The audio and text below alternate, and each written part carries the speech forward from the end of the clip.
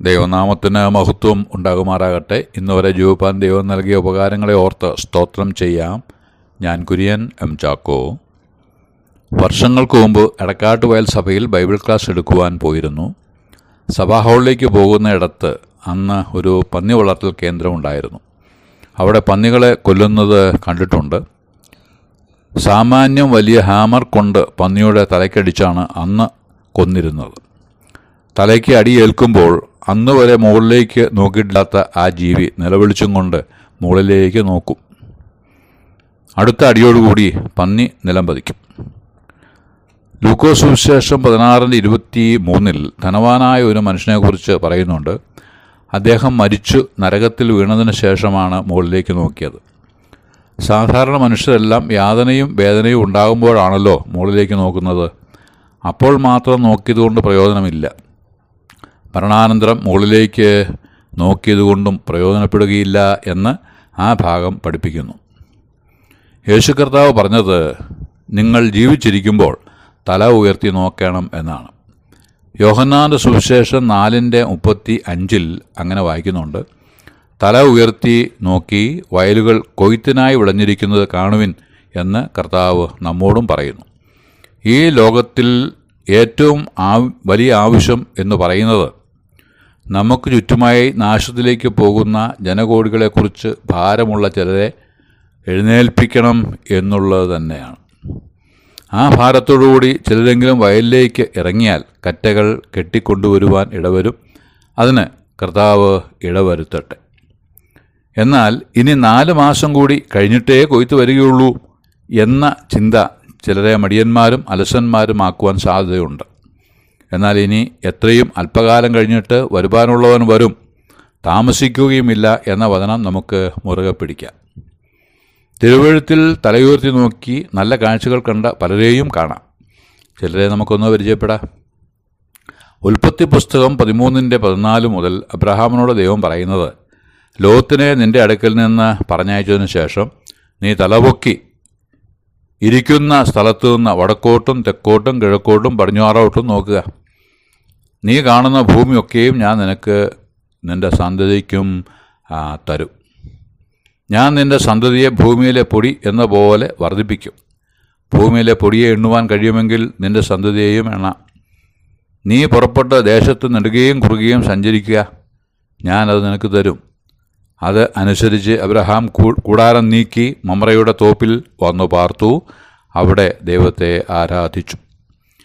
ഈ ഭാഗത്തുള്ള വ്യവസ്ഥകൾ നാം മനസ്സിലാക്കണം. ഒന്ന്, ലോത്തുമായി വേർപെടയണം. കാരണം ലോത്ത് ദ്രവ്യാഗ്രഹിയാണ്. നോട്ടം നീരോട്ടം ഉള്ളതും പച്ചപ്പ് ഉള്ളതുമാണ്. 13:10 ലോത്ത് നോക്കി യോർദാൻ്റെ അരികെയുള്ള പ്രദേശം നീരോട്ടമുള്ളത് എന്ന് കണ്ടു.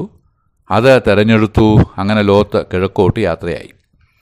മനുഷ്യൻ പാപം ചെയ്തതിനു ശേഷം ദൈവം അവനെ ഏദേൻ തോട്ടത്തിൽ നിന്ന് കിഴക്കോട്ട് ഇറക്കി വിട്ടു.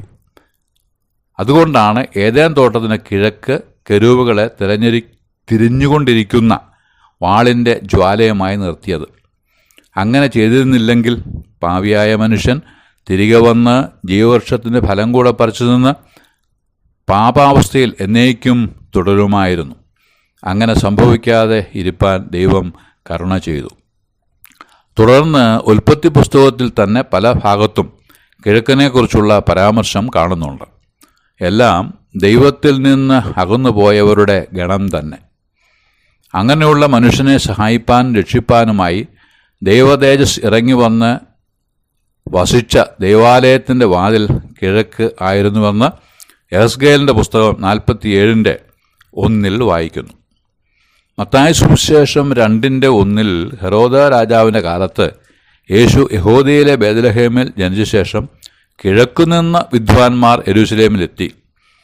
യഹൂദന്മാരുടെ രാജാവായി പിറന്നവനെവിടെ? ഞങ്ങൾ അവൻ്റെ നക്ഷത്രം കിഴക്ക് കണ്ട് അവനെ നമസ്കരിപ്പാൻ വന്നിരിക്കുന്നു എന്ന് പറഞ്ഞു. ദൈവത്തിൽ നിന്ന് അകന്നുപോയ മനുഷ്യനെ തേടി വന്ന ദൈവം യേശു കർത്താവ് മാത്രം. 2:17 വാക്യത്തിൽ നീ പുറപ്പെട്ട് ദേശത്ത് നെടുകയും കുറുകയും സഞ്ചരിക്കുക, ഞാൻ നിനക്ക് അത് തരും എന്ന് പറഞ്ഞു. പത്രോസ് എഴുതിയ 1 ലേഖനം 2:9 അന്ധകാരത്തിൽ നിന്ന് അത്ഭുതപ്രകാശത്തിലേക്ക് നടത്തപ്പെട്ടവരുടെ എല്ലാം ഉത്തരവാദിത്വമാണ് വിളിച്ചവൻ്റെ സദ്ഗുണങ്ങളെ ഘോഷിക്കുക എന്നത്. അത് മനഃപൂർവ്വമായി ചെയ്തേ തീരൂ. അതിനായി ദേശത്ത് നെടുകയും കുറുകയും സഞ്ചരിക്കണം. കർത്താവായ യേശുക്രിസ്തു നിയോഗം നൽകുമ്പോൾ മത്തായി സുവിശേഷം 28:19 നിങ്ങൾ പുറപ്പെട്ട് ശിഷ്യഗണത്തെ സമ്പാദിച്ചുകൊള്ളുവിൻ എന്നാണ് പറഞ്ഞത്. വ്യത്യസ്ത മുഖാന്തരങ്ങളിലൂടെ മാത്രം ശുശ്രൂഷ നിവർത്തിച്ചാൽ ശിഷ്യഗണത്തെ സമ്പാദിക്കുവാൻ കഴിഞ്ഞു എന്ന് വരികയില്ല. അതിനാൽ കർത്താവിൻ്റെ കൽപ്പന പോലെ ശിഷ്യരായി ചിലരെ വാർത്തെടുക്കുവാൻ ദേശത്ത് നെടുകയും കുറുകയും സഞ്ചരിക്കുവാൻ കർത്താവ് സഹായിക്കട്ടെ. തലപൊക്കി നോക്കിയവരെക്കുറിച്ചാണല്ലോ നാം പറഞ്ഞു തുടങ്ങിയത്. അബ്രഹാമിനെ നാം കണ്ടു. ഉൽപ്പത്തി പുസ്തകം 24:63-64 വാക്യങ്ങളിൽ വായിക്കുന്നത്, വൈകുന്നേരത്തെ ഇസ്ഹാക്ക് ധ്യാനിപ്പാൻ വെളിമ്പ്രദേശത്ത് പോയിരുന്നു. അവൻ തലപൊക്കി നോക്കിയപ്പോൾ ഒട്ടകങ്ങൾ വരുന്നത് കണ്ടു. റബേക്കയും തലപൊക്കി നോക്കി ഇസ്ഹാക്കിനെ കണ്ടിട്ട് ഒട്ടകപ്പുറത്തു നിന്ന് ഇറങ്ങി അന്നത്തെ ആചാരപ്രകാരം കാര്യങ്ങൾ നിർവഹിച്ചു. അവൾ അവന് ഭാര്യയായി തീർന്നു. യോശുവയുടെ പുസ്തകം 5:13 യോശുവ എരിഹോവിന് സമീപത്ത് ഇരിക്കുമ്പോൾ തല ഉയർത്തി നോക്കി ഒരു ആൾ കയ്യിൽ വാൾ പിടിച്ചും കൊണ്ട് നിൽക്കുന്നത് അവൻ കണ്ടു. യോശുവ ചോദിച്ചു, നീ ആരുടെ പക്ഷക്കാരൻ? ഞങ്ങളുടെ പക്ഷമോ ശത്രുപക്ഷമോ? എതിരെ നിന്ന ആൾ പറഞ്ഞു, ഞാൻ ദൈവത്തിൻ്റെ സൈന്യത്തിൻ്റെ അധിപതിയാകുന്നു, പ്രത്യേക പക്ഷമില്ല എന്നു സാരം. ദൈവജനം പക്ഷം പിടിക്കരുത്. ദൈവത്തിലും ദൈവവചനത്തിലും ഉറപ്പുള്ളവരായിരിക്കണം. അവർ തല ഉയർത്തി നോക്കേണ്ടവരാണ്. അപ്പോസ്തല പ്രവൃത്തി 7:55 സ്തെഫാനോസ് പരിശുദ്ധാത്മാവ് നിറഞ്ഞവനായി സ്വർഗത്തിലേക്ക് ഉറ്റുനോക്കി ദൈവമഹത്വവും കർത്താവായ യേശു ക്രിസ്തു നിൽക്കുന്നതും കണ്ടു. എന്തു നല്ല കാഴ്ച!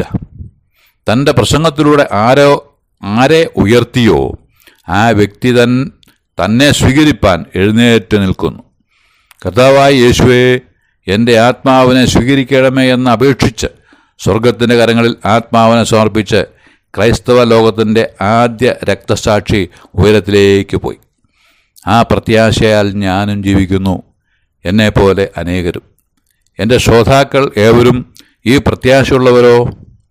ഈ വിവരങ്ങളെക്കുറിച്ച് കൂടുതൽ അറിയുവാൻ ബൈബിൾ വായിക്കുവാൻ താല്പര്യം എല്ലാവർക്കും ഉണ്ടാകട്ടെ എന്ന് പ്രാർത്ഥിച്ച് വാക്കുകൾക്ക് പൂർണ്ണവിരാമം കുറിക്കുന്നു. ദൈവനാമം മഹത്വപ്പെടുമാറാകട്ടെ.